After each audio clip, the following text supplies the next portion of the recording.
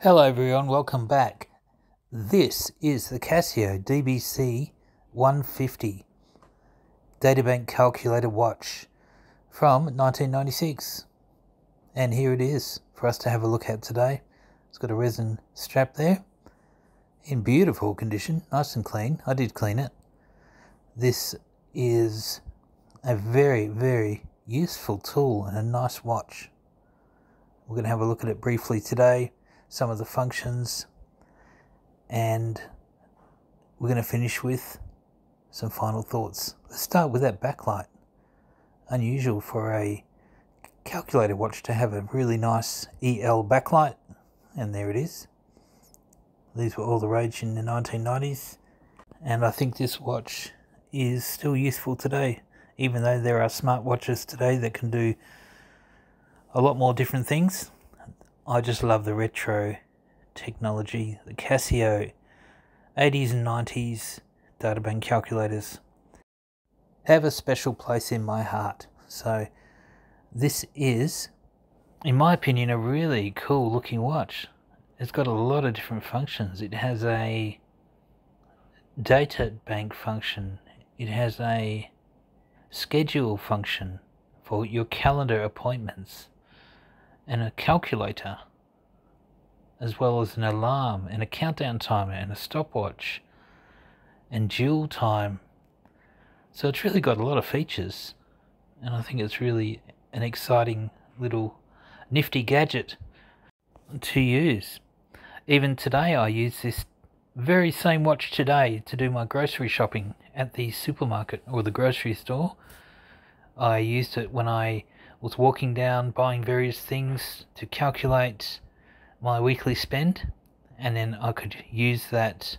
It's very easy, it's on your wrist. Use that to check against the register. So here I am in the grocery store, and today I spent $56, and when I get to the checkout I can make sure that everything is correct. It's good to have. It's a handy little tool to have, and something that you do not need to charge or ever have to worry about. Okay guys, so let's have a look at the functions. Let's go through the modes and look at all the features that this watch does have. Now we'll start with the mode button here on your left hand side, and if we push the mode button, there we go into the data bank function where you can store your names and telephone numbers. But in this case I have stored Casio watch models and module numbers instead. So there you go. You've got the model number there, and that's the module number for that watch, AVX232358. And you can scroll through. Now if you hit the bottom right button, the equals button, it will show you your memory capacity. See there? That's the free memory that's available. So if we scroll through the different entries that I have, you can see they're all Casio watches. BGX220 has a module number of 2611, and this is handy when I'm out and about looking through estate lots and trying to find the correct module number for the correct model vintage Casio watch. So all of these entries are Casio watches that I have reviewed on my channel. Now to scroll forward and backwards through our list, we use the button right here to go forward, and this button here up the top will take you back. So it's forward and backwards through your entries, and this little button down below will show you your free memory, your memory capacity, how many entries you have left and how many entries you have entered. So that's, whoops, sorry about that. So that's the databank mode. Moving on, we've got the schedule mode where you can enter your calendar events, and as you can see up the top, it does have upcoming events for this week and next week. You're into calculator, the calculator mode, and we'll just show you how to use the calculator there.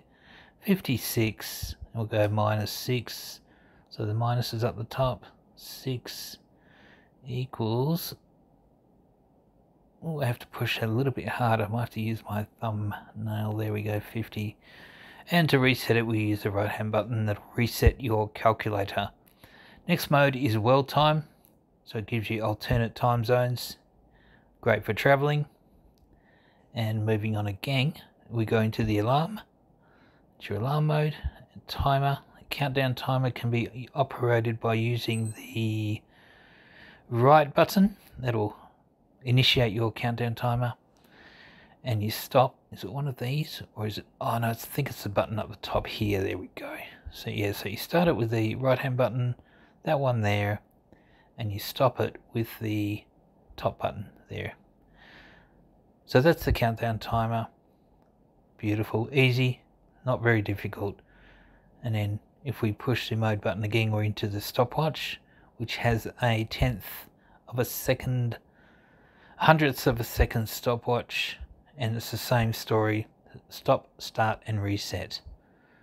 And then you're back to the home time screen, which does display the day, year, month, day, full time and seconds, plus your upcoming calendar events if you have any in the memory. So it's a full featured watch, especially for 1995 or 1996. It really is. Now, taking some measurements, let's have a look at the diameter of this watch, which is not very big. I think it's, let's have a look there, 34 millimeters. And the height comes in at, let me get that there for you. There we go, 48.9 millimeters. And we have a depth of, it's quite thin, at 10.8 millimeters. So there we go, there are the dimensions of this nifty little retro calculator watch. Now if we get the weight, put it on the scales here, and we can see the actual weight. And it's not very heavy, I know that much. So it's probably 30 grams or something. Let's have a look, see.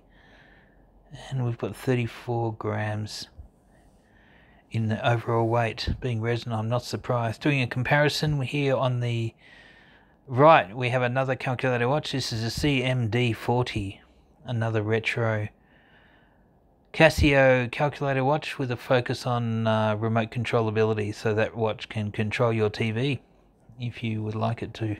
Very handy, another nifty gadget. We'll do a review on this one in the future for sure. Love it, love these things.